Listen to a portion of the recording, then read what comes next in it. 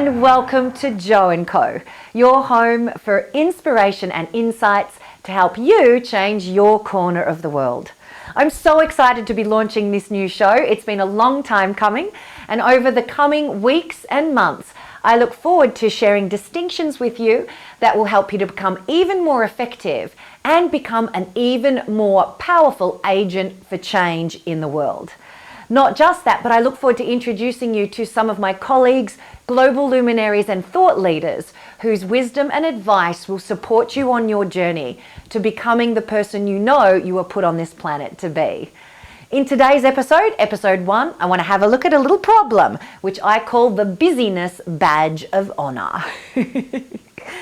You see, I believe in this day and age, we are starting to wear I'm busy as a badge of honor, and it's really doing us a huge disservice. If in the last week you've turned down a golden opportunity because you've said, I'm too busy, or you've not helped out someone you really wanted to because you've said, I'm too busy, it's time to put the brakes on, sister, and recognize that I'm too busy ain't the truth. And I know that's a little bit controversial. You can count on me to be a little bit controversial, that's for sure. But one of the things that you'll discover is if you just peel back the curtains a little bit and have a look underneath the I'm busy thing, we can get to what's at the heart of the matter. Because let's put it this way. If your child were in the emergency department of a hospital, would you ever be too busy to drop everything and get there? Of course not, right? It is a very high priority for you. So the truth of the matter, whenever we catch ourselves saying, I'm too busy, it's not about busyness. The real answer should be, I'm sorry, that's not a priority. Now, okay, let's face it. If we start going out tomorrow and start saying to everyone, I'm sorry, that's not a priority, we're going to lose friends and make a lot of enemies very, very quickly. But let's put it the other way for a moment. Next time you're in the office and one of your colleagues comes up to you and asks you, hey, would you mind taking a look over this report for me? I just could really use your eye for a proofread. And your response is to say, I'm too busy. What happens when we say I'm too busy is a couple of things. The first is it's a lovely excuse and it's very polite, and in the eyes of the person you're listening to, it makes you seem even more valuable because for some reason in this day and age, we value busy people. We sometimes think, well, they must be of more value than I am if they're that busy. So, hey, it's good for your ego. But underneath it, something very insidious is happening. You're saying to the universe, I'm too busy. And it's your great excuse for not doing the things that actually you don't want to do. They're actually not aligned with your life values. They're not aligned with the purpose you were put on this planet. Looking over that report is not something that you want to do. Let's face it. It's not something that's in your job description. Yeah, it would help out. But with everything else that is important to you, it just doesn't register as a priority.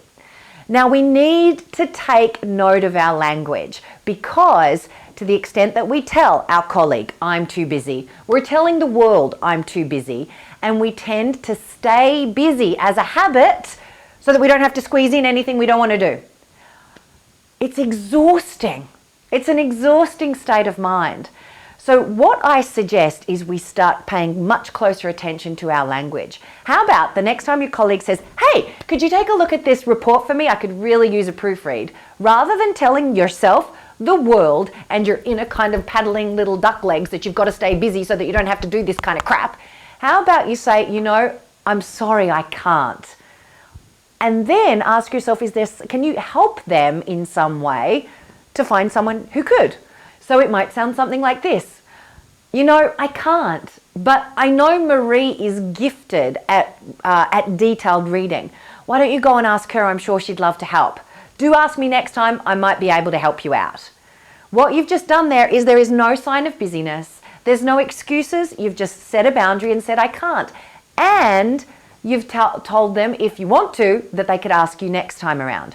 If you don't want them to ask you next time around, don't put the last sentence in there. Does this make sense?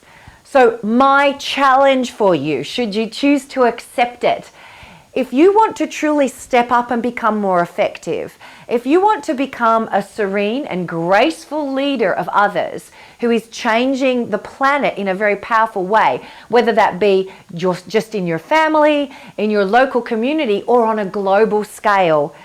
We don't have time to be busy. World changing requires time, but what it needs is your priority. So let's stop saying blanketly to the world that I'm too busy and instead say, I'm sorry, I can't. It's more truthful and it gives you the space to be serene and graceful inside of it. You don't have to then charge off down the road and prove just how busy you are. If this has been useful for you, I'd love to hear about it in the comments. Or if you've got questions or shares about times when you've fallen into the busyness trap, we'd love to hear those too. And please feel free to share this with anyone you know who is changing their corner of the world. Remember, a rising tide floats all ships and the tide is rising, baby. Let's support one another to get out there and make this world the way we want it.